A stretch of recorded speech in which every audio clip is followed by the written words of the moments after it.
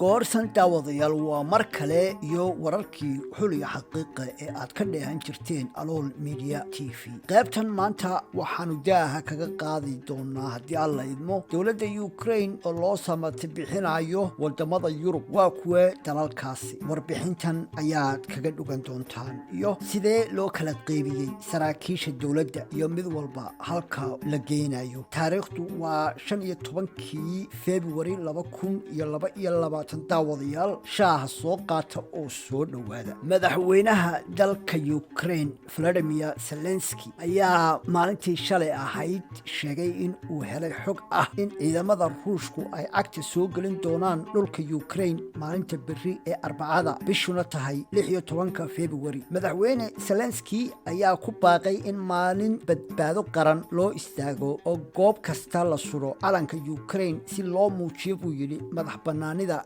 dalkooda hooyo. madaxweynaha oo dadkiisa kala hadlay telefishinka Ukraine ayaa sharaxaad ka bixiyay in agajugleynta Ruushku tahay mid loogu talagalay in baqdin iyo bahdilaad madaxa loo geliyo dadka Ukraine isla markaasna ay isdhiibaan inta aanay xabada dhicin. shirkan jaraayid oo aanu carabka ku dhufan cidii xogtan la soo wadaagtay ayuu ku sheegay in aanay xukuumaddiisa iyo dadweynaha Ukraine midna aanu isdhiibi doonin. inkastoo hadalka ra'iisul wasaare Oban ay ka mid ahaayeen in aanay isdhiibaynin, haddana waxa warbaahinta Ukraine aad u hadalhayaan diyaarado la sheegay in lagu samata bixinayo madaxda dowladda Ukraine marka ciidamada Ruushku xadka ka soo tallaabaan. joornaalka Kiev Post ayaa qoray in laba loo kala qaaday ama loo kala qaybiyay dowladda Ukraine markaasna xukuumadda sare oo uu hogaaminayo ra'iisul wasaare Orbán la geyn doono dalka Jarmalka magaalada Frankfurt, halka dowladda hoose ama dowladaha hoose oo uu hogaaminayo maayarka caasimadda Vitali Klitschko la geyn doono bay yiraahdeen caasimadda Belgiumka